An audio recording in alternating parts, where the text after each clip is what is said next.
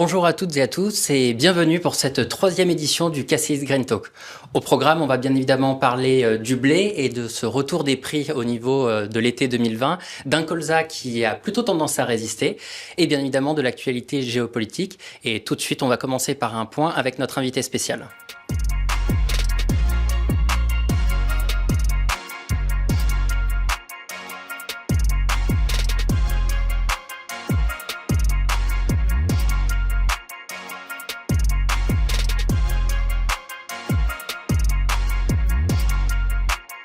Alors j'ai le plaisir d'accueillir sur ce plateau Isabelle Job-Basile, qui est la directrice des études économiques de Crédit Agricole SA. Bonjour Isabelle. Bonjour Augustin, bonjour à tous. Merci d'être là parmi nous. Et donc je vais commencer forcément par une question, puisqu'on a beaucoup parlé notamment de la croissance mondiale et des prévisions.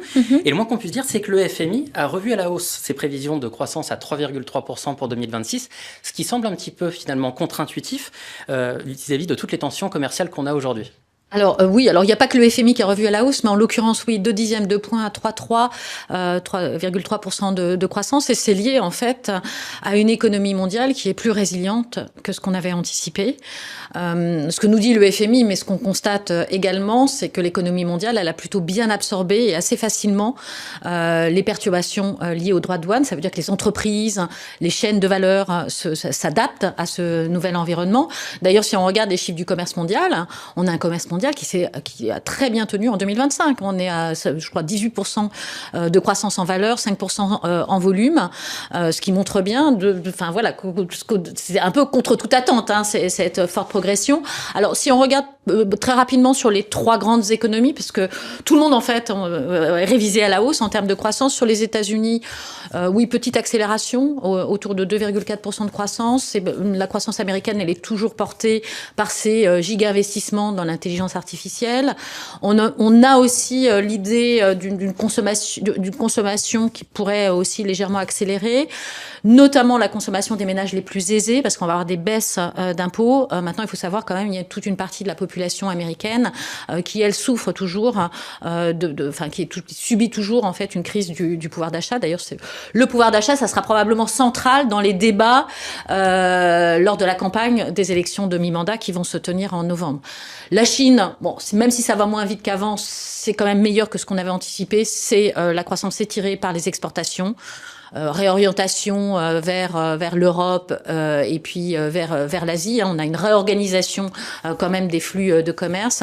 Et puis pour l'Europe, on voit une croissance autour de 1,3, 1,4, porté par le redressement de l'Allemagne, l'Allemagne qui met en place un grand plan de relance budgétaire qui combine des dépenses en termes de défense, des dépenses militaires, mais aussi des investissements en infrastructure, ce qui devrait permettre un redressement de l'activité. Et puis du côté, au sud de l'Europe, voilà, on a toujours une dynamique favorable en Italie et surtout en Espagne. Bon, la France est un petit peu en retrait, capacité d'action qui est un peu limitée, compte tenu de l'instabilité politique, mais aussi du resserrement de sa contrainte budgétaire. Mais le fait qu'on ait un peu plus d'investissement en Europe, et notamment dans la défense, ça devrait profiter un peu à la France. Et donc, on a un petit coup de pouce sur la croissance qu'on estime à peu près à 1,2 pour 2026 en France. Alors, si maintenant on se tourne vers l'inflation, on tape sur une inflation mondiale à près de 3,8%.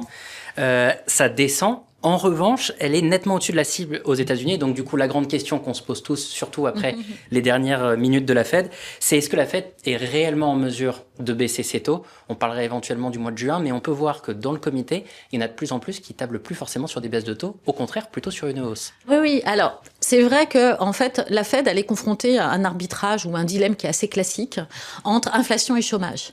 Donc, l'inflation aux États-Unis, notamment en raison des droits de douane, reste élevée. Elle est supérieure à la cible de 2% de la réserve fédérale américaine. Et d'un autre côté, on a vu quand même des signaux de refroidissement un peu du marché du travail.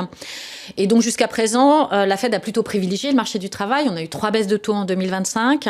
Depuis le début de l'année, elle est au statu quo. Elle attend de voir ce qui se passe à la fois sur le front de l'inflation et sur le front de l'emploi. Nous, dans notre scénario, on a l'idée que eh bien, l'inflation va rester persistante et que la dégradation du marché de l'emploi devrait être limitée. Et on est plutôt dans l'option d'un statu quo prolongé.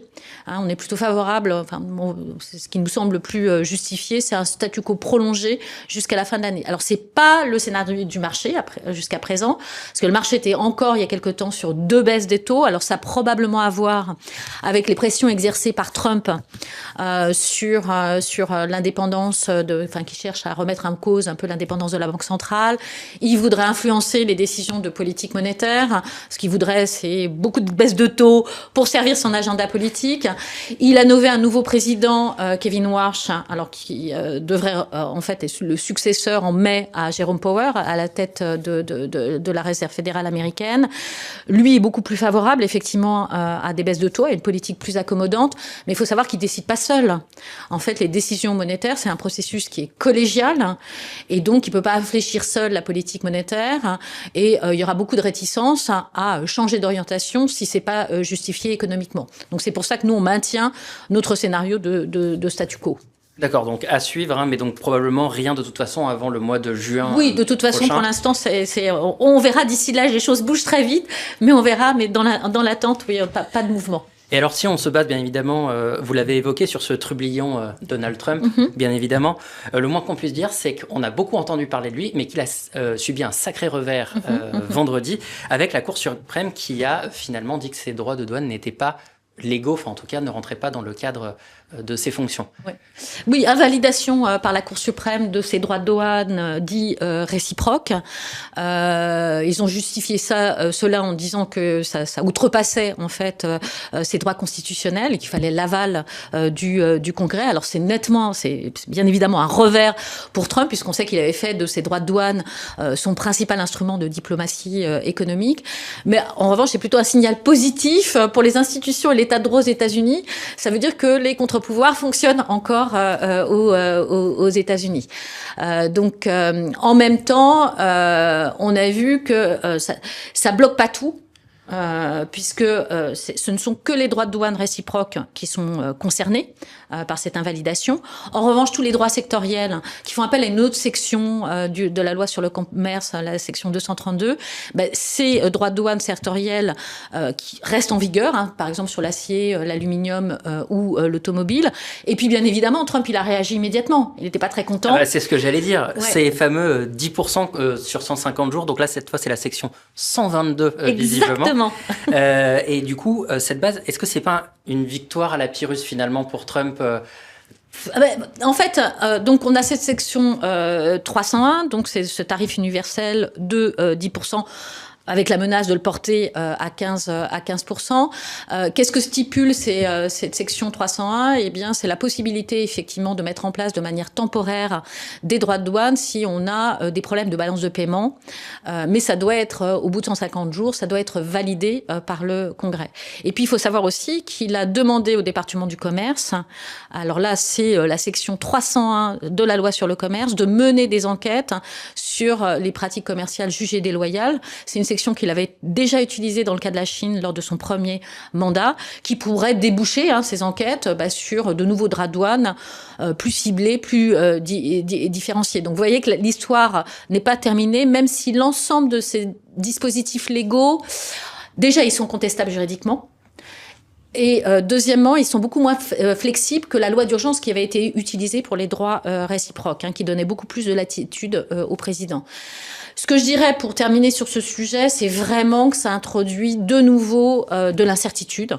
On a l'impression qu'on connaissait un peu l'environnement du commerce mondial, qu'on allait vivre sur l'année 2026. Non, tout ça est un peu bousculé avec ces nouvelles, ces décisions. Donc plus d'incertitude, c'est pas bon pour l'économie mondiale. Et puis on a vu que dans le cas de l'Europe, on a suspendu l'accord qui avait été négocié à Turnberry, alors qui était un accord qui était profondément déséquilibré. C'était un plafond 15% de droits de douane, mais de l'autre côté, c'était 0% pour les États-Unis. Alors, il y avait des exemptions.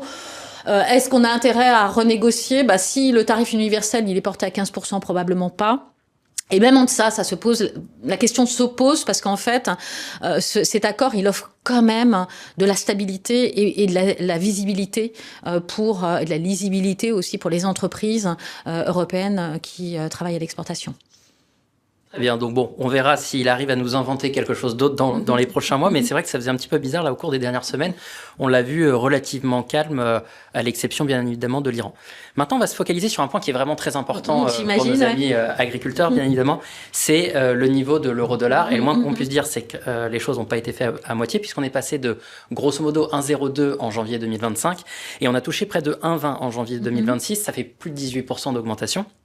Qu'est-ce qui explique un peu ce retournement spectaculaire du dollar? Alors, on peut deux choses probablement. Alors, si on se place sur le terrain purement économique ou financier, ce qui fait bouger souvent le cours euro-dollar, c'est les flux d'investissement qu'il y a et ces flux d'investissement, ils sont très sensibles au différentiel de rendement entre les deux zones. Or, sur toute l'année et puis encore en termes de prévision, alors c'est souvent ce qui est anticipé. On voit bien qu'on a les marchés ont encore l'idée que la Réserve fédérale va baisser ses taux, alors que la BCE va rester au statu quo. Donc ça veut dire qu'on aura un resserrement de ce différentiel de taux, ce qui est plutôt favorable à une réallocation des flux d'investissement vers l'Europe, et donc ce qui est bon pour l'euro au détriment du dollar. Mais on peut y voir aussi autre chose, c'est une forme un peu de désamour dans les actifs dollars. Alors pourquoi je dis ça? Alors déjà, il faut voir que les États-Unis ont un statut très particulier. Ils émettent la monnaie de réserve internationale, à savoir le dollar, mais aussi ils fournissent l'actif sans risque que sont les bons du Trésor américain. Et ce sont les deux piliers en fait du système monétaire international. Et ça leur donne un vrai avantage, parce que ça crée de l'appétence pour les actifs dollars. C'est ce qu'on appelle d'ailleurs le privilège exorbitant du dollar. Néanmoins, bien tout ceci est quand même conditionné à la confiance que vous accordez dans les actifs dollars. Or aujourd'hui, ce qu'on a vu notamment au moment du Liberation Day, vous savez, avec sa grande pancarte et ses droits de douane, eh bien qu'on avait eu un mouvement un peu de défiance vis-à-vis du dollar, puisque le dollar a commencé à plonger. On a eu aussi un début de panique sur les marchés obligataires avec des fortes remontées de taux d'intérêt, ce qui d'ailleurs a probablement fait reculer Trump, qui a annoncé à ce moment-là qu'il entrait en négociation commerciale avec les pays. Donc on voit bien que même si aujourd'hui on peut pas parler de crise de confiance à l'égard du dollar, c'est quand même un avertissement pour Trump qu'il y a quand même une forme d'appétit moindre pour les actifs dollars. D'ailleurs, en l'occurrence, le fait qu'on ait une remontée spectaculaire de l'or, ça montre bien que finalement, le dollar, il joue moins son rôle de valeur refuge. Et puis, on sent bien que les investisseurs, ils voudraient bien réallouer un peu en tout cas, de diversifier leurs allocations.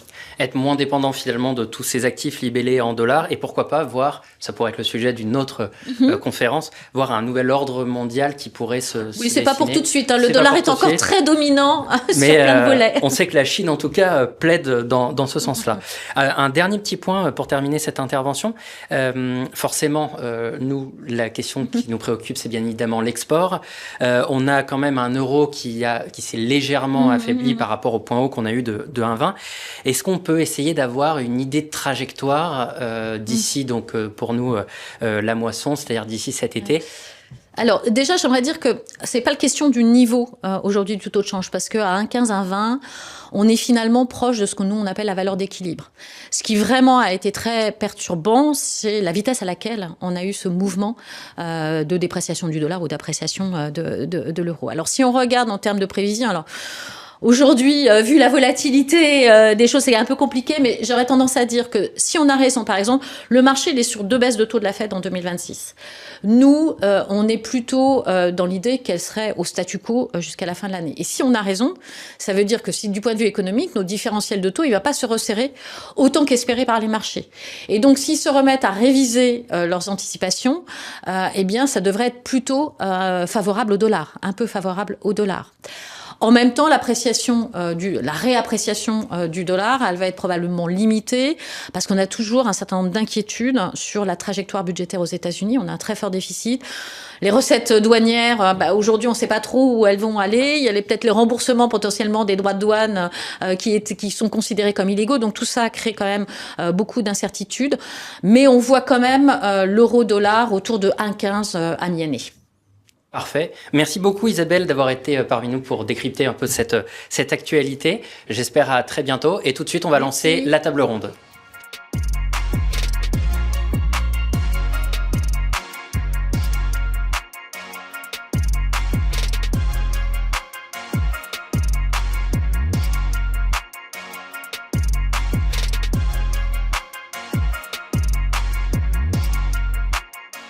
Alors, nous voici pour débuter cette table ronde avec nos deux invités. Alors, je vais commencer par celui qui est notre plus fidèle habitué aujourd'hui et sans qui rien ne serait possible. Je parle bien évidemment de notre expert grande culture de Crédit Agricole. Xavier, merci d'être là parmi nous. Bonjour. Bonjour Augustin. Et notre invité spécial aujourd'hui, Alex Bois, qui est...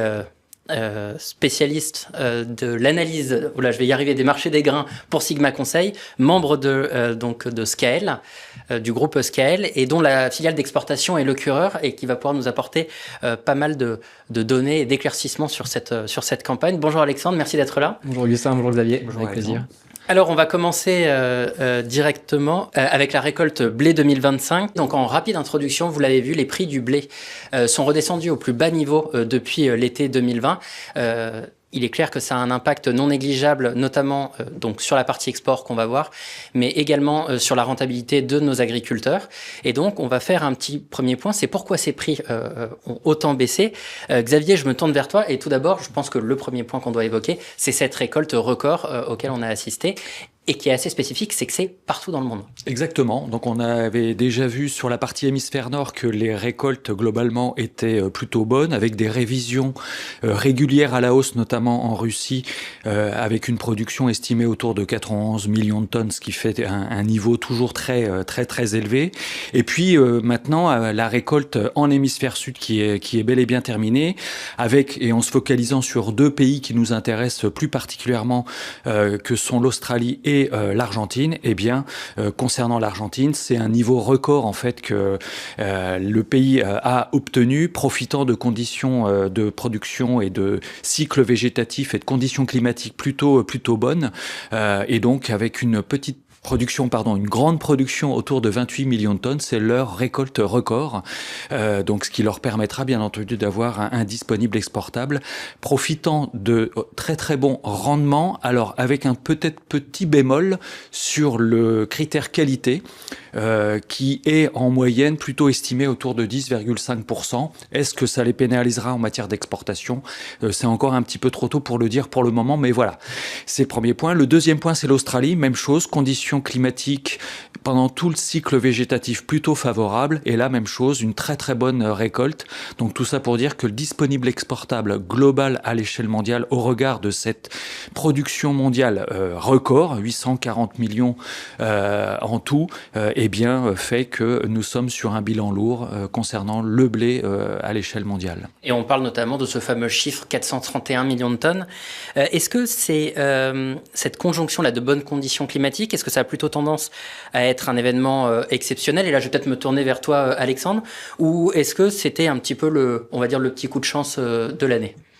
C'est le petit coup de chance de l'année plutôt, on va dire. Ce qui est particulier notamment, c'est d'avoir des bonnes récoltes en Argentine, en Australie. Xavier en a parlé. Et généralement, souvent, quand on a une bonne récolte dans ces deux pays, souvent, c'est pas terrible dans l'autre pays pour des questions notamment de phénomènes El Niño ou La Niña. Et donc là, on était sur une une transition dans ces phénomènes-là qui a été favorable à la fois en Australie et en Argentine, ce qui est finalement très rare. Et d'ailleurs, ça se voit sur le graphique. Sur le graphique de gauche, on voit que la révision de la production a été de 41 millions de tonnes par rapport aux prévisions qui étaient faites au mois de mai. Et c'est du jamais vu, tout simplement. Donc, une des surprises à peu près partout sur les rendements tardifs. Et donc, globalement, des bonnes conditions globalement partout, ce qui est tout à fait rare. Voilà. Et ça peut se reproduire, mais pour l'instant, c'est vrai que c'est assez exceptionnel. Et en termes de stock, Xavier, on a parlé notamment un peu de la Russie avec quelques difficultés hivernales au début, mais visiblement, il y a quand même un certain nombre de stocks. Les exports avaient chuté au mois de janvier à 4,7 millions de tonnes en décembre. Est-ce que c'est des stocks du coup qui peuvent arriver et qui alimentent cette récolte, en tout cas ces stocks records ? Alors, Bien sûr, sauf que les conditions logistiques et climatiques permettent effectivement que la logistique soit meilleure, suite à donc un hiver un peu plus rigoureux que les années précédentes, qui fait que actuellement les exportations de la Russie vers les pays tiers sont plutôt importants, très importants. Est-ce que, et je crois que les prévisions en matière de stock fin de campagne sur les principaux pays exportateurs sont quand même maintenu haut, voire très très haut, pour être sur des niveaux qu'on n'aurait pas vus depuis 2017-2018. Donc un niveau quand même particulièrement important qui intègre effectivement des problèmes logistiques qu'a connu la Russie, ce qui avait démarré au moment des récoltes, sachant que les bonnes récoltes en fait en Russie n'étaient pas situées autour des silos portuaires mer Noire, mais plutôt dans des zones plus éloignées. Et le temps d'acheminement a perturbé effectivement la logistique d'exportation sur juillet et août en particulier. Alexandre, peut-être un rapide petit mot sur les stocks de fin de campagne. Ils pourraient atteindre près de 95 millions de tonnes. C'est presque une augmentation de 20 millions de tonnes. Est-ce que actuellement, on peut considérer que c'est l'un des principaux facteurs quand même baissiers, en tout cas cette chape baissière qui se met sur nos prix du blé aujourd'hui? Alors, les stocks, c'est intéressant puisque déjà c'est les stocks à fin juin, c'est pas les stocks de fin de campagne parce que ce sera pas la fin de campagne dans chaque pays exportateur, mais c'est vraiment la synthèse du bilan de l'offre et de la demande, puisque ça fait juste simplement la conjonction de l'équilibre entre cette offre et cette demande, et donc évidemment ça traduit la lourdeur de l'offre et l'incapacité du marché à trouver suffisamment de demande pour écouler tous les volumes, et c'est le facteur principal qui explique la baisse des prix.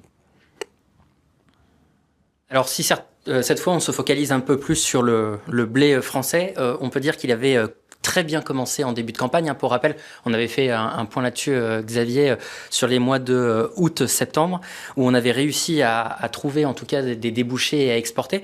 Est-ce que tu peux simplement nous rappeler ce qui nous avait permis d'être un peu compétitif à ce moment-là ?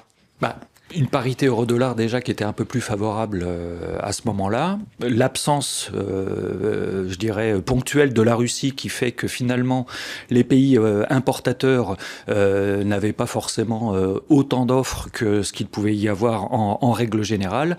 Et donc la France en a su en profiter, d'autant plus qu'on a eu un pays sur lequel l'activité a été dynamique dès le départ, qui a été le Maroc.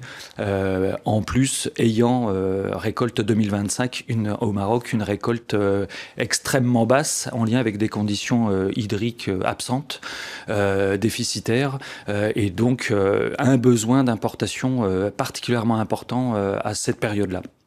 Alors Alexandre, si on refait juste un petit point, on se focalise un peu plus sur notamment le volume d'export qu'on pourrait attendre sur cette campagne. On parlerait un petit peu d'environ 7 millions de tonnes, c'est ça, un petit peu moins, c'est ce qui serait espéré? Alors pour nous, dans le bilan, il y a à peu près 7,5 millions de tonnes de disponibles exportables, mais aujourd'hui, vu des parités de prix, notamment avec le dernier rebond du Matif récemment, on pourrait avoir du mal à exporter plus de 7 millions de tonnes, ce qui fait dire qu'on aura sûrement des stocks de report en France qui pourraient être supérieurs à la normale, de l'ordre de 1,5 million de tonnes, voire un petit peu plus que ça.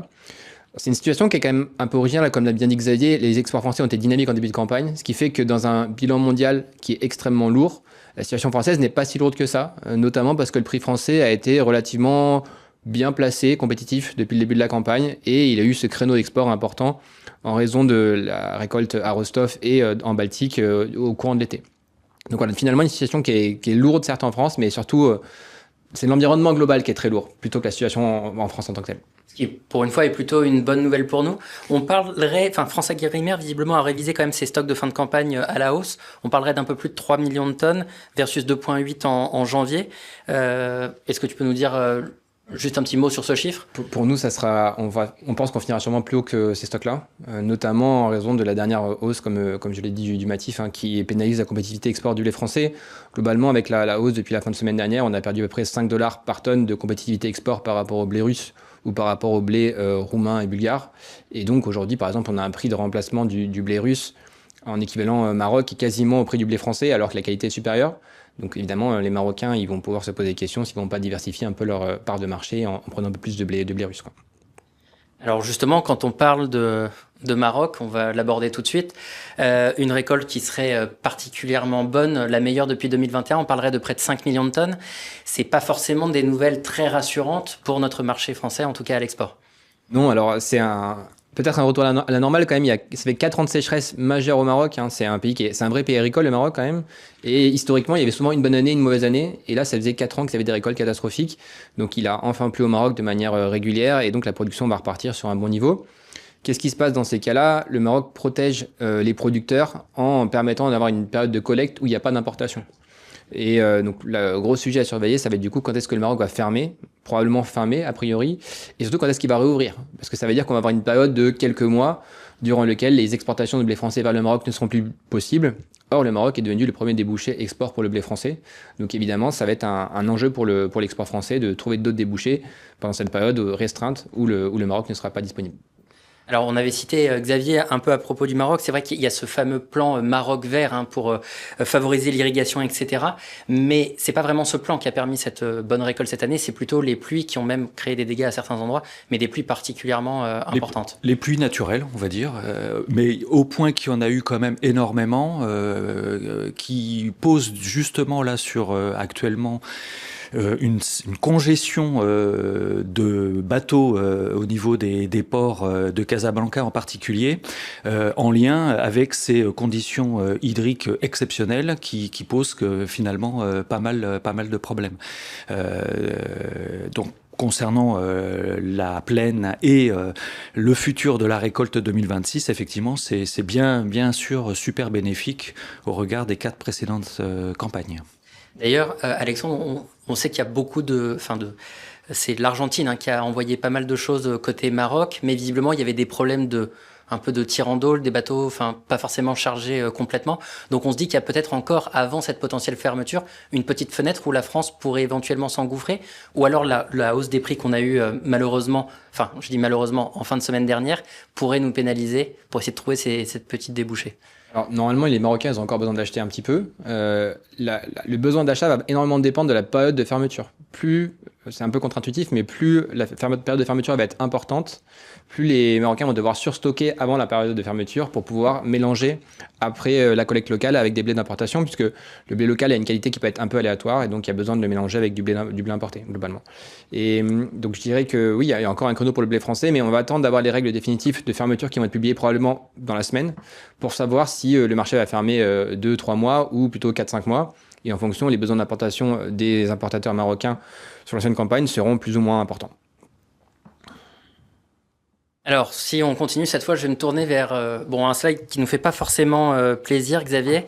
C'est bien évidemment les seuils de commercialisation. Et là, le moins qu'on puisse dire, c'est que le bas blesse clairement en France depuis juillet 2025. Alors, en effet, au regard donc des seuils de commercialisation calculés sur la récolte 2025, donc en intégrant l'ensemble des coûts de production et y compris la rémunération du chef d'exploitation à hauteur de SMIC, et si on le compare par rapport à une notion de prix payé producteur, on constate qu'il y avait quelques créneaux, je dirais, au moment des semis et courant de l'hiver pour éventuellement marquer et prendre et de vendre quelques volumes, tout en n'ayant toujours pas récolté, bien entendu, avec la possibilité de le faire grâce aux offres des coopératives et des négoces agricoles. Mais à part ces créneaux et depuis finalement la fin de l'hiver, on voit bien que là, pour le coup, le prix et la dégradation du prix payé producteur a fait que l'agriculteur, s'il était amené à se positionner sur les volumes, était plutôt en train de dégager des marges négatives.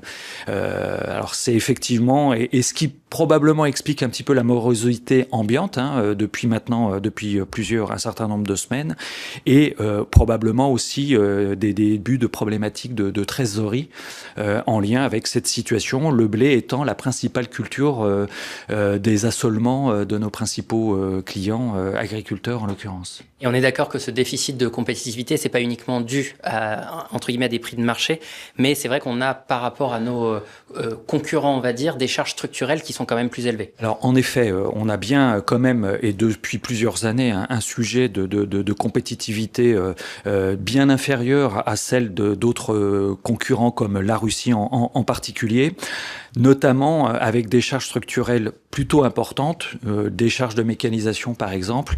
On sait globalement tous que le parc matériel de chaque exploitation serait en capacité de travailler probablement davantage d'hectares que ce que dispose l'agriculteur en question. Et rien que ça, effectivement, ça permettrait, dans un souci d'optimisation et de réduction de ce charge ramené à l'hectare, de pouvoir être un peu plus compétitif. Pour conclure un peu sur ce blé, Alexandre, je pense qu'il faut quand même qu'on parle des fonds et de la place des fonds maintenant sur le matif. En termes un peu de chiffres et de volume, qu'est-ce qu'ils représentent? Et je pense que ils ont une pression nette vendeuse quand même qui aide pas forcément au rebond du prix du blé, d'autant plus qu'on a cette sacrée récolte quand même sur le dos aujourd'hui. Alors, c'est sûr que donc, les opérateurs financiers, ils ont appuyé sur les cours du blé, peut-être un peu plus que ça aurait fait le marché naturellement, on va dire, entre guillemets. Donc peut-être que les prix sont tombés un peu plus vite. La position descend jusqu'à 200 000 lots vendeuses, qui est importante sur le matif, avec un pourcentage de la position verte qui était assez important. Par contre, là, depuis 2-3 jours, ils rachètent énormément. Ils ont encore acheté 42 000 lots la semaine dernière. Et le moteur de la hausse des prix depuis la fin de semaine dernière, c'est uniquement du rachat de fonds, puisque les fondamentaux n'ont pas changé, c'est toujours aussi lourd. Et ce qui veut dire que c'est des éléments intéressants, puisque globalement, ça appuie sur les prix en début de campagne, mais aujourd'hui, c'est plutôt le moteur du rebond, quoi. Et un dernier petit mot sur les stocks. On a parlé un peu plus des stocks côté Russie, Ukraine, etc. Et visiblement, il reste quand même pas mal de marchandises qui pourraient être exportables. On n'en a pas forcément parlé. Est-ce que tu peux nous dire un rapide petit mot là-dessus? Globalement, les stocks qui sont records chez les grands exportateurs à fin juin, donc qui sont élevés partout, à l'exception peut-être de la France, où, comme je dis, c'était pas très très important, mais sinon en Russie c'est élevé, en Australie, Argentine c'est très élevé. Globalement, il y a du stock chez tous les exportateurs, et ça va être un problème sur la fin de la campagne, avec une demande qui généralement a tendance à baisser sur mai-juin, des producteurs qui sont peu engagés globalement, notamment en Europe, en général en France, en Allemagne, en Roumanie, Bulgarie, en Russie. On va avoir des volumes à sortir et un marché avec probablement moins de demande. Et du coup, une problématique, c'est que les producteurs se mettent à accélérer dans les ventes avant la nouvelle récolte. Alors si maintenant on avance, on va se tourner vers la récolte d'orge 2025. Et là, le moins qu'on peut dire, c'est que les orges fourragères ont réussi à tirer leur épingle du jeu avec une demande de près de 33 millions de tonnes, et surtout des orges fourragères très chères par rapport au blé. Oui, alors la surprise, c'est vraiment la demande. Clairement, ça faisait quelques années que la demande en orge était plutôt moribonde, notamment du côté du Moyen-Orient en général. Et là, on a vraiment eu un très net rebond de la demande de la part de l'Arabie Saoudite, de la part de l'Iran, de la part d'un peu tous les pays de la Méditerranée globalement, Afrique du Nord, Turquie également. En Chine, ça se tient bien, globalement, sur un rythme important. La Chine qui est maintenant le premier importateur mondial. Et ça peut être la conséquence aussi de la baisse des prix. Globalement, les prix de l'orge mondiaux ont beaucoup baissé, comme le reste des céréales. Et du coup, des prix bas, c'est quand même une solution pour attirer plus de demandes. Et donc voilà, bonne demande cette année. Un bilan qui est beaucoup plus équilibré qu'en blé. Et du coup, globalement, les prix du blé sont effrités plus que ceux de l'orge. Et les prix de l'orge sont passés au-dessus du blé. Et donc là, c'est peut-être la bonne nouvelle côté français, c'est que là, en revanche, au niveau de nos stocks, on est plutôt pas trop mal. Normalement, oui, avec cette demande qui a été revue à la hausse, on pourrait à peu près placer tout notre blé disponible à l'exportation. Donc c'est plutôt une bonne nouvelle. Il faut quand même pondérer un peu les choses. C'est évidemment le prix de l'orge est au-dessus du blé, mais il reste pas très élevé en valeur absolue. Donc voilà, on essaie de voir le verre à moitié plein, on va dire. C'est bien d'essayer de trouver quelques bonnes nouvelles. Au niveau des chargements français, est-ce qu'ils peuvent se maintenir sur cette fin de campagne? Notamment, on pense à mars-avril, face à la concurrence notamment ukrainienne ou potentiellement australienne? Alors sur mars, a priori, le line-up devrait être assez bien rempli. La question, c'est plutôt sur avril, mai, juin. On a vu que sur juin, par exemple, la Jordanie a fait un appel d'offres. C'est une période un peu transitoire, entre guillemets, où on peut commencer à avoir des premières offres nouvelle campagne, et le prix payé était $30 moins cher que sur les appels d'offres sur mai. Donc le risque, c'est quand même que la fin de campagne arrive rapidement en orge, et donc sur la période vraiment mai, notamment mai-juin, on peut avoir des acheteurs qui se retirent un petit peu en souhaitant acheter des orges nouvelle campagne qui soient moins chers d'à peu près $30. Et donc voilà, attention quand même à pas attendre la toute fin de campagne pour les orges, quoi. Alors maintenant, on va faire un dernier point, et cette fois, un dernier point en tout cas pour les graines sur le maïs. Récolte 2025. Donc là, le moins qu'on puisse dire, c'est que la récolte mondiale, Xavier, elle est absolument pléthorique. Qu'est-ce que tu peux nous dire un peu autour de... L'essentiel de l'information, je dirais, liée à cette campagne 25-26 concernant la production de maïs, c'est la production record aux États-Unis, qui a avait surpris tout le monde en termes d'estimation au cours du développement de la campagne, mais qui visiblement se confirme, est intégré par l'ensemble des marchés. On parlerait de 432 millions de tonnes. Avec une augmentation de plus de 54 millions de tonnes, ce qui est quand même... Voilà, à lui seul, il explique l'augmentation du bilan mondial versus 2024, récolte 2024, donc exceptionnelle, profitant donc d'une augmentation de surface et a priori de rendement exceptionnel dans les régions consacrées principalement au maïs. Donc cette information finalement qui a surpris encore une fois tout le monde, les analystes en particulier, a été finalement intégrée par le marché. Et donc peut-être que tout cela s'affinera bien entendu au fur et à mesure que la campagne va se dérouler. Mais pour le moment, c'est a priori effectivement acté. Alexandre, quand on parle notamment là des chargements ukrainiens de maïs vers l'Europe, ils ont plutôt tendance à s'accélérer. On parlerait de près de 1,4 million de tonnes à mi-février déjà. C'est un record mensuel. Est-ce que le maïs ukrainien, là je vais me positionner de notre côté un peu chauvin, est-ce qu'il peut prendre la place là du maïs français? On a vraiment une situation particulière sur le maïs avec très peu de concurrence ukrainienne sur la période, on va dire, novembre jusqu'à janvier globalement. Le maïs ukrainien, la récolte était tardive. Les rendements peut-être un petit peu décevants, la logistique intérieure compliquée. Évidemment, la situation locale est compliquée, mais surtout au niveau logistique, des frappes maintenant sur les nœuds ferroviaires, l'électricité qui est plus compliquée. Donc les flux logistiques sont vraiment ralentis. Et à la place d'avoir un maïs ukrainien qui soit disponible dès le mois de octobre-novembre sur des gros volumes sur l'Union européenne, c'est sorti relativement lentement. Et donc le maïs français en a profité pas mal. Et on a eu des gros chargements de maïs français maritime sur décembre, janvier, février, surtout du janvier-février, on va dire, avec un prix du maïs français qui était vraiment bien placé. Et par contre, là, ça a bien changé depuis un mois et demi globalement, avec déjà la rebaisse des prix du maïs américain, du maïs ukrainien qui finalement maintenant est disponible, et le maïs canadien qui arrive également. Donc on a vraiment eu un créneau pour le maïs français qui était présent, et là, ce créneau est terminé, avec un maïs français qui aujourd'hui est trop cher. Alors, on a les producteurs et la filière à jouer le jeu, ils nous ont pas mal vendu à ce moment-là, ce qui fait que les engagements sont bons. Donc il reste pas non plus beaucoup de maïs à vendre en France, mais c'est clair qu'aujourd'hui, en termes de parité d'export, on est plus dans le coup, quoi. Un dernier petit point sur le maïs, on entend un peu parler de ce déficit hydrique argentin, je ne sais pas lequel des deux veut répondre, mais visiblement il a tendance à s'aggraver avec une baisse notamment des notations de culture. Est-ce qu'un scénario de sécheresse en Argentine pourrait avoir un impact et pourrait être un catalyseur aussi sur les prix du maïs, alors que la récolte est quand même plus que pléthorique? Pour l'instant, la situation, elle s'est dégradée par rapport au départ qui était extrêmement bon, mais on revient sur une situation qui est relativement moyenne à date. Donc, on a des surfaces qui sont importantes. Aujourd'hui, c'est vraiment trop tôt pour être alarmiste sur ce pays. Évidemment, s'il pleut pas de maintenant jusqu'à la fin de la moisson, on aura une problématique. Mais pour l'instant, la situation, elle est moyenne sans être catastrophique. Pas d'inquiétude majeure là-dessus. On va à présent se tourner vers notre colza. Et là, le moins qu'on puisse dire, Xavier, c'est peut-être la petite note positive. Autant blé maïs, c'était pas vraiment là, mais le colza a su tirer son épingle du jeu et rester dans un range 450-500 € tonnes.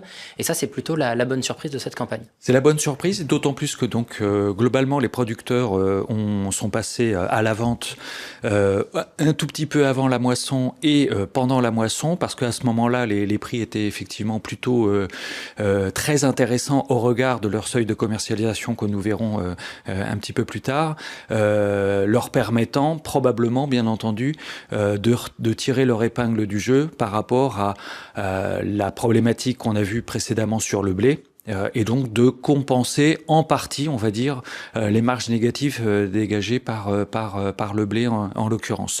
Donc plutôt la bonne nouvelle effectivement sur cette campagne au regard des assolements des agriculteurs et au regard de cette production de colza dont les rendements globalement ont été plutôt très bons.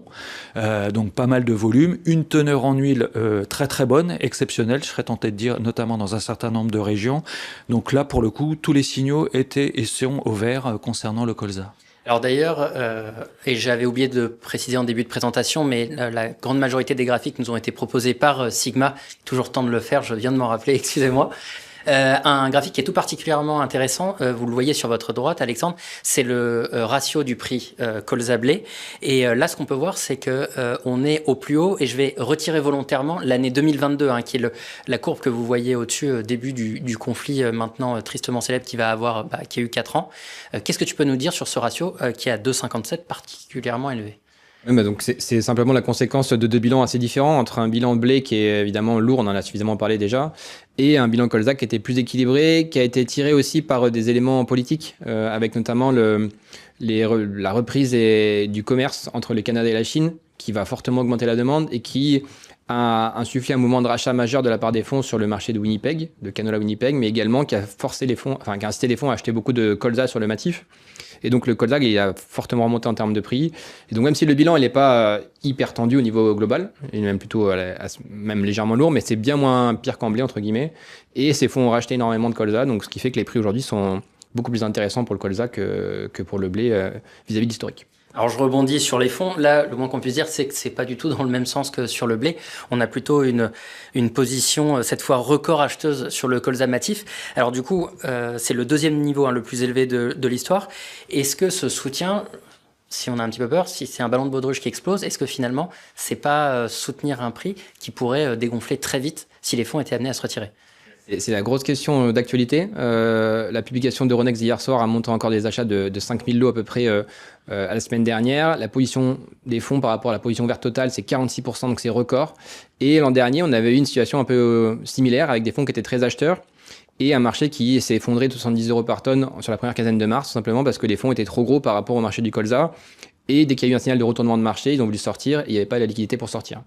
Donc on va pas, voilà, c'est un élément de surveillance important pour le marché, je pense, puisque beaucoup d'éléments sont similaires, on va dire, et on pourrait peut-être avoir les mêmes conséquences. À suivre, un élément qui pourrait être différenciant, c'est la politique américaine biocarburant qui soutient les prix un petit peu de l'huile fortement depuis ces dernières semaines là, qui peut être un élément de soutien sur le canola et pour tenir un peu le colza. Mais oui, clairement, autant pour le blé, là, les fonds font un petit peu de bien en faisant remonter les prix de 7-8 €, autant pour le colza, c'est un gros risque de baisse de marché à court terme.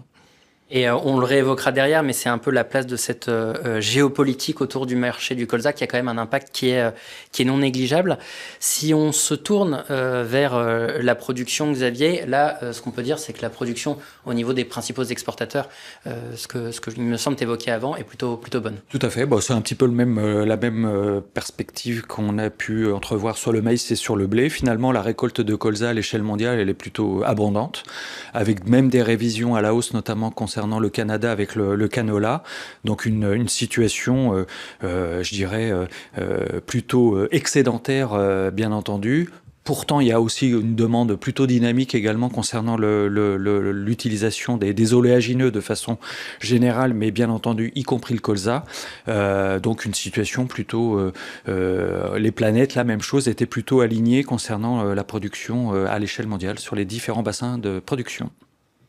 Alors on va se tourner vers un événement qui a quand même eu un petit impact également sur le colza.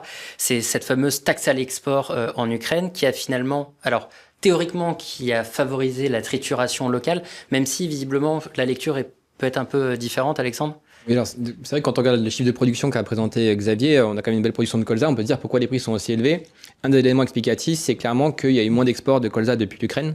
Globalement, habituellement, l'Ukraine exporte 95% de son colza, on va dire, et cette année, ils ont exporté beaucoup moins, notamment parce que le gouvernement a cherché à taxer les exportations afin de récolter évidemment un peu plus de recettes en dollars, mais également aussi pour favoriser la trituration locale.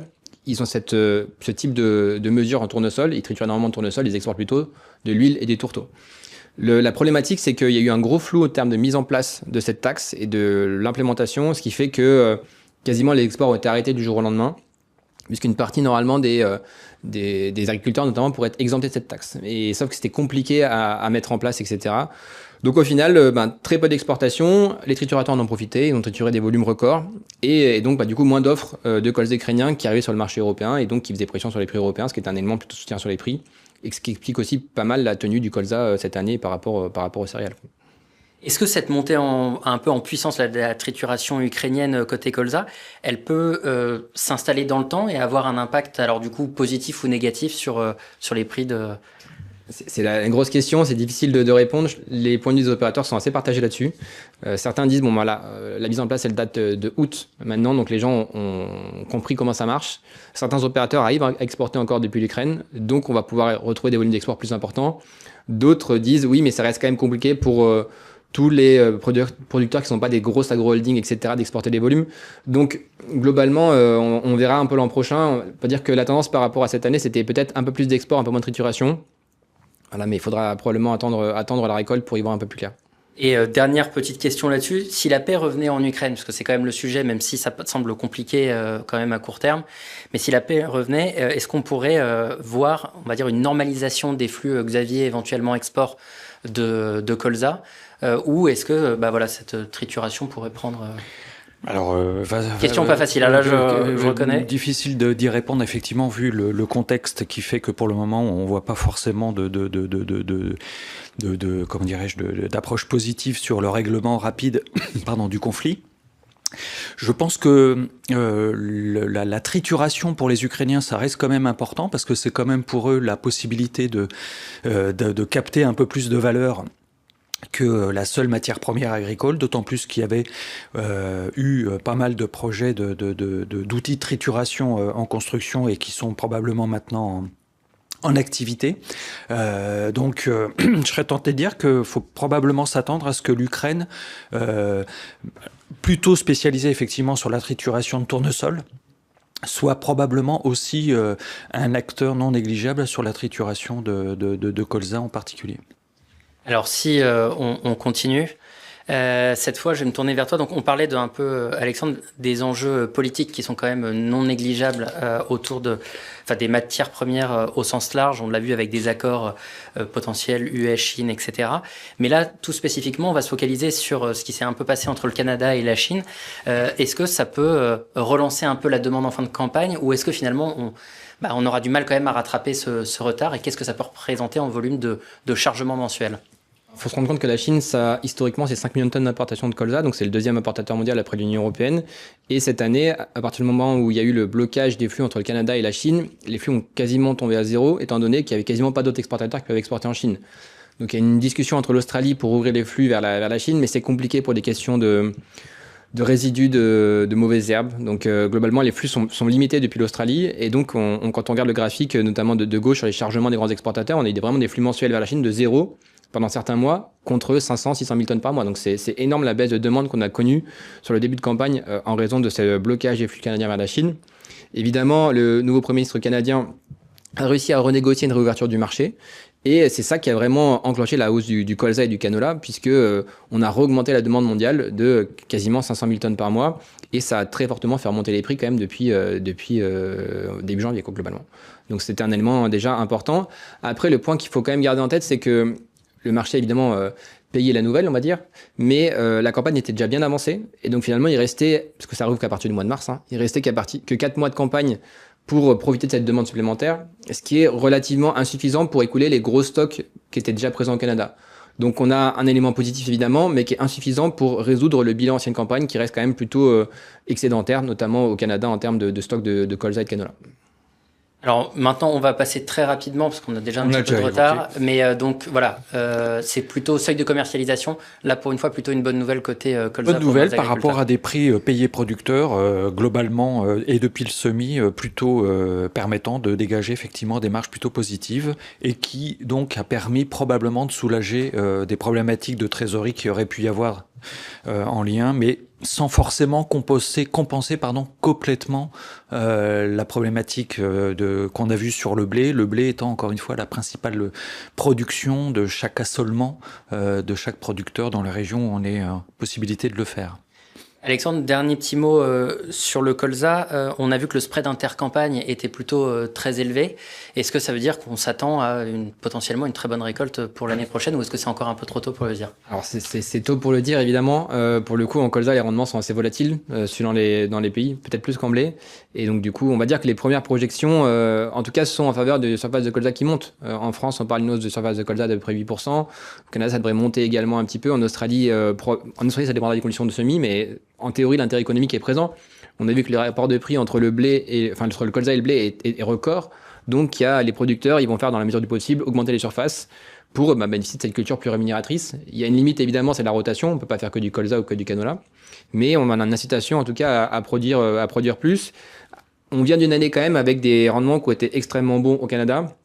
extrêmement bon en Australie, extrêmement bon en France également. Donc on pourrait malgré tout imaginer que même si la surface monte, la production baisse parce que le rendement pourrait... Quand on fait une prévision de rendement aujourd'hui, on fait une prévision de rendement plutôt sur un niveau moyen ou tendanciel, qui est évidemment moins bon que ce qu'on a connu l'an dernier. Donc on est plutôt sur une baisse de production malgré la hausse des surfaces. Très clair. Alors maintenant, on va se tourner vers un petit peu l'avenir de notre récolte blé 2026. Alors là, qu'est-ce qu'on peut dire, notamment Xavier, sur les surfaces? Ça peut paraître contre-intuitif parce qu'on a des prix qui sont plutôt tirés vers le bas, et pourtant, les surfaces visiblement, n'évoluent pas beaucoup. à l'échelle mondiale, les surfaces, elles n'ont pas vraiment parti pour qu'elles baissent de façon très importante, plutôt une stagnation. Alors, il y a peut-être un élément qu'il va falloir suivre de très près, c'est dans les zones où les semis ont été réalisés et avec un hiver un peu plus rigoureux que les années précédentes, notamment sur la zone mer Noire et peut-être aussi aux États-Unis avec la vague de froid.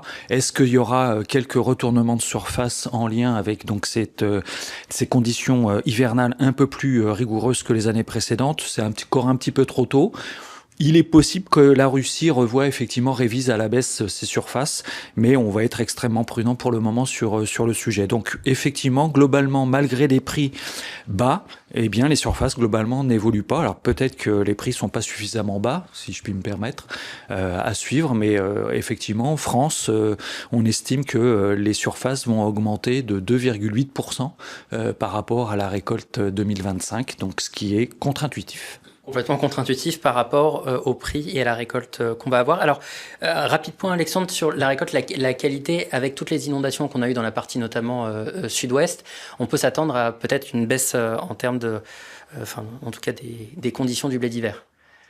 Oui, alors on a une baisse des conditions de culture, notamment sur la partie Aquitaine, Occitanie, centre Val-de-Loire et puis Pays de la Loire. Globalement, il y a eu beaucoup d'eau évidemment depuis 15 jours. Après, les conditions météo sont en train de changer, avec température qui remonte, un temps sec qui revient. Donc il y a des zones vraiment localisées où les blés sont sous l'eau et c'est pas bon évidemment. Mais est-ce qu'on a d'ores et déjà un potentiel de rendement au niveau national qui est impacté? Je ne pense pas. Donc voilà, c'était pas un épisode favorable évidemment, mais c'est pas dramatique non plus. Et je reviens juste sur le commentaire de Xavier sur les surfaces là. Il y a un point qui est important à avoir en tête, c'est le fait qu'aujourd'hui les prix sont trop bas pour couvrir les coûts de production, c'est évident. Mais évidemment, ils payent les charges variables. Donc aujourd'hui, un producteur qui produit du blé, il paye ses charges variables évidemment, et il paye une partie de ses charges fixes. Donc il a malgré tout un intérêt à produire. Et c'est ça qui est intéressant à avoir en tête, c'est que c'est pour ça que les surfaces ne baissent pas, parce qu'il y a toujours un intérêt à produire aujourd'hui, évidemment, en France, même si on ne paye pas les coûts de production entiers. Dernier petit point que j'aimerais évoquer, alors là c'est plus, ça va renchérir sur ces stocks pléthoriques. On a quand même eu une nouvelle qui est relativement atypique, c'est l'Inde qui vient d'autoriser environ 2,5 millions de tonnes d'export.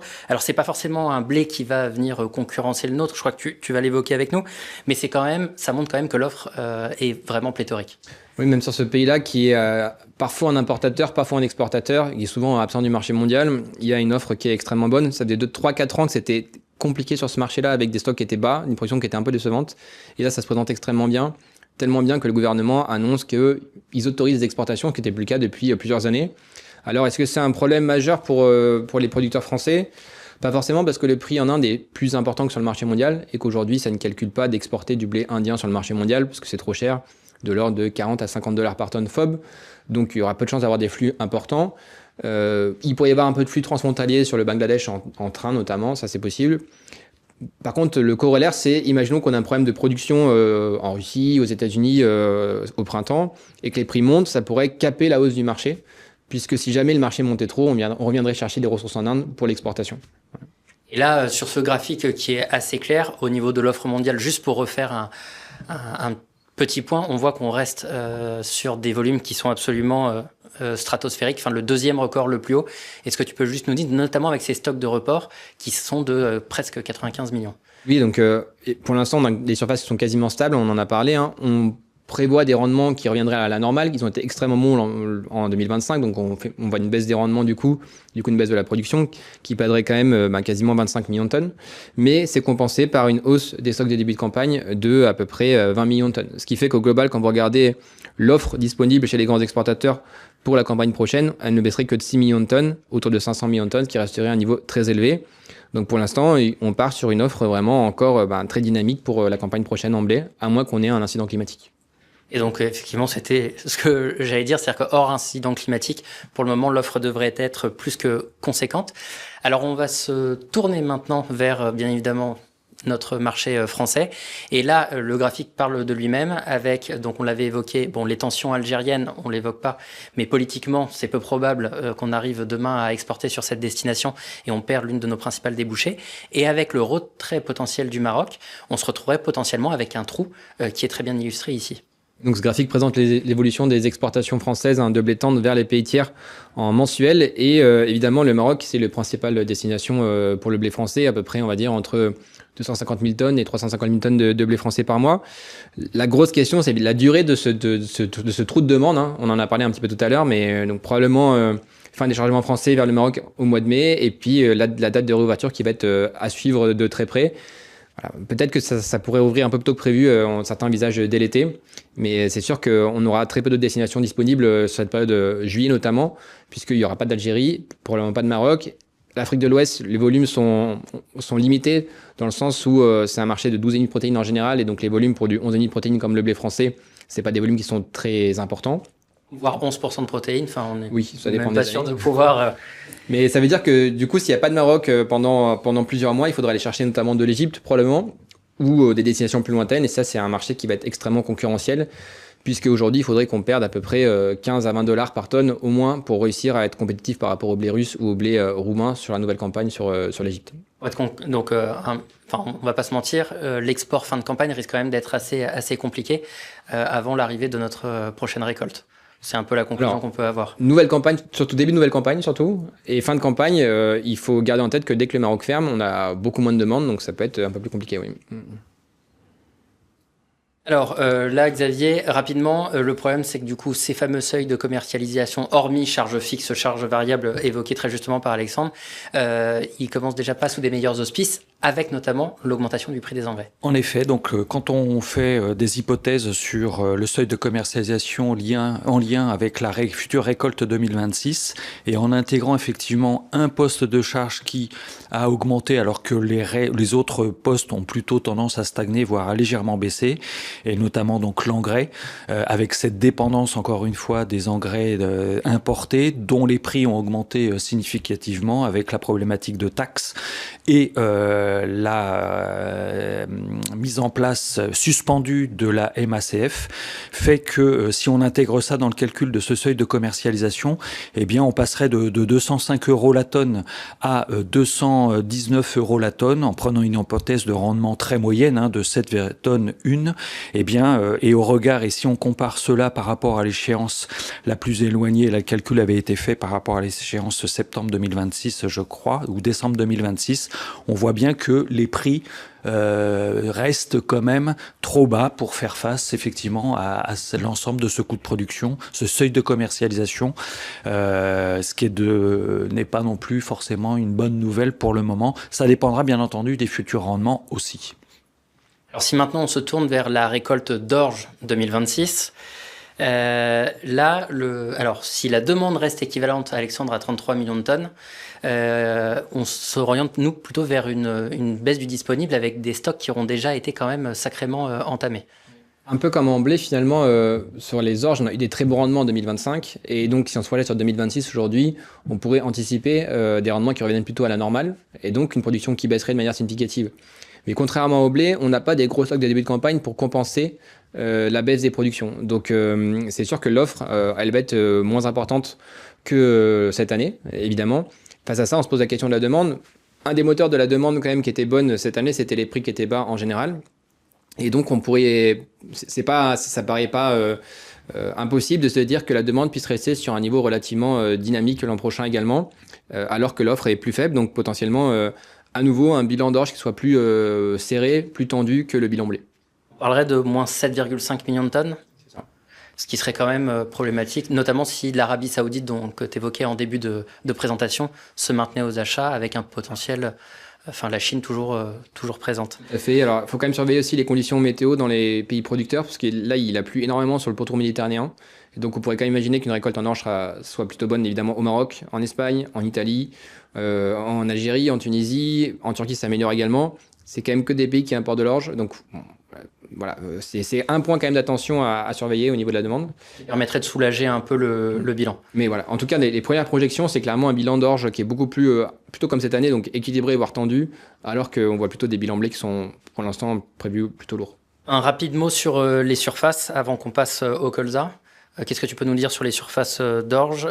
Visiblement, elles auront tendance à très légèrement monter, si je ne dis pas de bêtises. Alors, en France, ça augmente a priori, 5,3% à comparer à la récolte précédente. Donc, mais ça, c'est le cas français. Oui, ça a tendance à plutôt remonter peut-être un tout petit peu par rapport au blé en général dans certaines zones, mais ça va dépendre beaucoup des conditions de semis, notamment en Australie, globalement, où les orges ont été payés cher par rapport au blé. Mais ça dépendra aussi des surfaces qu'on aura en canola. Donc je pense que c'est difficile de conclure. Pour l'instant, on ne voit pas d'ajustement énorme de surface. Potentiellement une petite hausse, mais on ne voit pas un changement très important des surfaces d'orge au niveau mondial. Alors, on avance à présent sur le colza, et donc là, on va revenir un peu sur ce sujet, mais la grande inconnue, ça reste pour le colza 2026 quand même, les exports ukrainiens. Est-ce que l'Ukraine va se remettre à exporter la grande majorité des volumes produits ou en triturer encore une partie significative comme cette année? C'est vraiment la question qu'il faudra trancher. Il faudra également regarder la production, puisqu'on avait quand même eu des épisodes de gel assez marqués sur l'Ukraine. Et les colzas ont quand même, il y a quand même des photos de colza dans les champs qui sont qui interpellent en tout cas. Donc toujours difficile pour le colza de savoir si la culture va pouvoir récupérer du potentiel de rendement ou pas. Mais on ne part pas sur une année qui a l'air d'être incroyable en termes de potentiel de rendement en Ukraine pour l'instant. Donc c'est un élément qui sera également intéressant à suivre. La demande mondiale, elle devrait en revanche plutôt augmenter. On parle d'un peu plus de 18 millions de tonnes pour 26-27. Ça serait le deuxième niveau record. La Chine qui à elle seule fait presque 5 millions. Est-ce que ça peut du coup, au-delà de la position des fonds qu'on a évoquée avant, mais essayer de mettre en tout cas un frein à une baisse potentielle des prix du colza compte tenu de cette demande Alors, du coup, on bénéficie pleinement du fait que la Chine sera là toute la campagne. Donc, retour sur un niveau de demande chinoise de 5 millions de tonnes. Et donc, un bilan qui est assez équilibré entre une offre qui peut rester, en théorie, quand même relativement conséquente malgré tout, mais une demande qui sera très soutenue. Donc, pour l'instant, on voit un bilan assez équilibré qui ne justifie pas forcément des grosses baisses de prix, qui ne justifie pas forcément des grosses hausses de prix non plus. Et l'avenir, ça sera vraiment de suivre l'évolution des rendements, puisque pour le coup, ça peut bouger beaucoup sur le colza. Il n'y a pas beaucoup de zones de production, Canada, Australie, Union européenne, Ukraine. Donc, quelques ajustements sur les rendements sur cette zone-là peuvent rapidement changer le bilan mondial. Donc, voilà, les cartes sont assez ouvertes en colza par rapport aux céréales, où en blé notamment, ça te semble déjà plus compliqué. Tu l'évoquais, donc la demande chinoise bien présente, et là c'est bien schématisé sur ta carte, avec une demande chinoise qui devrait être omniprésente. Et les stocks, un dernier petit mot peut-être, Xavier, Alexandre, allez, le dernier petit mot sur les stocks de colza. Voilà, donc c'est un peu l'illustration de ce que je disais. Globalement, on vient d'une campagne où il y avait quand même des stocks qui étaient malgré tout importants au Canada, parce que la réouverture des flux vers la Chine était trop tardive, donc avec des stocks qui étaient autour de 9 millions de tonnes, c'était quand même important. Et on va vers une nouvelle campagne en colza avec des stocks beaucoup plus équilibrés, autour de 7,5 à 8 millions de tonnes, où comme je l'ai dit, ça dépendra beaucoup des rendements finaux qu'on aura dans les principales zones de production. Donc un bilan qui est pour l'instant équilibré, et donc voilà, pas forcément une vision baissière particulière sur les prix du colza aujourd'hui. Donc du coup, tu anticipes presque ma dernière question pour conclure sur le colza. C'est vrai qu'on l'a vu dans un range 450-500, enfin assez capé. On se demande un peu, est-ce qu'on est dans un marché de vente, est-ce qu'on est dans un marché d'attente, d'achat? C'est un peu paradoxal parce que il y a de la géopolitique qui rentre en ligne de compte. Il y a les fonds qui quand même soutiennent beaucoup. Et pourtant, il se fait quand même pas mal de choses avec la demande. Donc on ne sait pas trop sur quel pied danser. Je pense qu'il y a une situation très différente entre l'ancienne campagne et la nouvelle campagne. Ancienne campagne, il y a vraiment la position des fonds est vraiment très très grosse et on a un petit risque de squeeze de marché à court terme. Donc le risque baissier, à mon avis, n'est pas négligé sur l'ancienne campagne, notamment avec une correction liée à une problématique de liquidité pour la sortie des positions des fonds, je pense, qui impactera forcément la nouvelle si l'ancienne campagne est sous pression. Donc ça, c'est un vrai point de surveillance. Si le marché commence à se retourner, les fonds vont vouloir sortir, je pense. Nouvelle campagne, comme je l'ai dit, on est très loin pour l'instant des récoltes encore et tout est ouvert. Donc c'est difficile de répondre aujourd'hui sur une vision particulière sur les prix nouvelle campagne. Alors on arrive déjà, et oui, le temps passe très vite à la fin de cette présentation. Xavier, si on devait essayer de trouver un ou deux un peu joker, et là on va parler plutôt de risque haussier pour cette fin de campagne, à quoi penserais-tu, même si on l'a déjà un petit peu évoqué deux éléments. Hein. Premièrement, les conditions climatiques qui se dégradent dans un certain nombre de bassins de production d'ici, avant les récoltes. Bon, ce qui pour le moment n'est pas complètement identifié, hein, pour être tout à fait honnête. L'autre raison, ce serait des décisions géopolitiques impactant immédiatement l'ensemble des matières premières, y compris les matières premières agricoles. Bon, à suivre effectivement les relations compliquées entre l'Iran et les États-Unis, qui, si c'était déclenché, aurait probablement encore une fois un impact. Alors, qui viendra probablement pas annihiler la problématique des fondamentaux qu'on vient d'aborder longuement et qui fait que ça reste quand même effectivement très très lourd, mais voilà, on n'est pas à la merci de ce genre de décision ponctuelle, peut-être durable, selon bien entendu la durée éventuelle de ce genre de conflit. Et Alexandre, ce mot de la fin, quand on avait abordé ensemble cette webconférence, on s'était dit, bon, des prix très bas, une offre record, et l'idée c'était et après, et donc on pensait notamment à ces surfaces. Et ce qu'on voit, c'est que finalement, même si là c'est encore un petit peu tôt, entre guillemets, pour parler des années futures, mais les surfaces n'ont pas forcément tendance à baisser. Il y a le point qui est intéressant, c'est que le marché pur et dur, c'est que globalement, la solution à des prix bas, c'est des prix encore plus bas pour casser l'incitation à produire, on va dire. Et aujourd'hui, finalement, dans le monde, les prix ont été bas, mais dans beaucoup de zones, les prix ont été suffisants grâce à des rendements qui ont été incroyables. Donc en France, les rendements étaient bons, mais la variation de rendement n'était pas si importante que ça. En Argentine, les rendements ont fait x2 par rapport à la normale. En Australie, c'est extrêmement élevé aussi. Donc c'est que des pays qui auraient pu souffrir également et qui ne souffrent pas aujourd'hui parce que les rendements 2025 ont été extrêmement bons. Je pense que si on passe une année 2026 où les prix restent sur des niveaux actuels ou un petit peu plus bas peut-être et que les rendements sont normaux dans ces zones-là, les producteurs vont souffrir également. Ils vont baisser les surfaces à partir de la campagne d'après et donc tout doucement on mettra en place les éléments nécessaires à une remontée des prix à terme. On va également soutenir la demande avec des prix qui sont très bas. Donc voilà, il faut juste dire que c'est un marché qui est quand même cyclique et on est sur une phase de baisse, mais qui n'est pas encore peut-être suffisamment marquée pour vraiment valider les éléments qui vont permettre de remonter des prix à horizon de 3 ans pour l'instant, quoi. Merci beaucoup, messieurs. Merci Xavier d'être toujours présent. Merci Alexandre. Donc, pour rappel, Alexandre qui fait partie de Sigma Conseil. Donc, si vous êtes, vous l'avez vu, la qualité des informations qui nous ont été fournies, si vous faites partie d'une coopérative, d'un négoce, d'un industriel ou autre, et que vous souhaitez bénéficier de cette recherche, n'hésitez pas à contacter Sigma Conseil. Alexandre, merci encore une fois d'avoir été présent avec nous. Je remercie comme d'habitude, et ça fait toujours rire Xavier, les équipes techniques qui ont été absolument formidables pour vous proposer ce plateau. Et je vous dis à très bientôt pour une 4e édition. Merci.